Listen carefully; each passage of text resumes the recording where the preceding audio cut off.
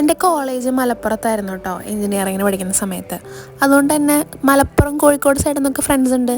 അപ്പോൾ അവരായിട്ടൊരു തർക്കം വരാറുള്ളത് ഏത് ബിരിയാണിയാണ് ബെസ്റ്റ് എന്ന് പറഞ്ഞിട്ടാണ് കേട്ടോ. ഒബ്വിയസ്ലി അവരുടെ ബിരിയാണി തന്നെയാണ് ബെസ്റ്റ്. എങ്കിലും ഞങ്ങൾ തൃശ്ശൂർക്കാരെപ്പോഴും പറയും, നിങ്ങൾ തൃശ്ശൂർ വരികയാണെങ്കിൽ സഫയർ എന്ന ബിരിയാണി കഴിച്ച് നോക്കണം. നമ്മുടെ തൃശ്ശൂർ ഇതിനും നല്ല അടിപൊളി ബിരിയാണീസൊക്കെ കിട്ടുന്ന സ്ഥലങ്ങളുണ്ട് കേട്ടോ. പക്ഷേ സഫയർ കുറേ പഴയ കടയും നല്ല ഫേമസ് ആയതുകൊണ്ട് ഇവിടുത്തെ ബിരിയാണിക്ക് എപ്പോഴും ഒരു ഹൈപ്പാണ്. എനിവേ ബിരിയാണീനെ കുറിച്ച് പറയുകയാണെങ്കിൽ ബിരിയാണി ഒരു നോർമൽ ബിരിയാണി ആയിരുന്നു. ടേസ്റ്റ് വൈസ് നല്ലതായിരുന്നു കേട്ടോ, പക്ഷെ നല്ല ഓയിൽ കണ്ടൻറ്റ് ഉണ്ടായിരുന്നു. ഇവിടുത്തെ ബിരിയാണിയുടെ ഒരു പ്രത്യേകതയാണ് കോഴിമുട്ടയൊക്കെ വെച്ച ബിരിയാണിയാണ് കേട്ടോ അത്. ആൻഡ് നമ്മളത് കഴിച്ചു.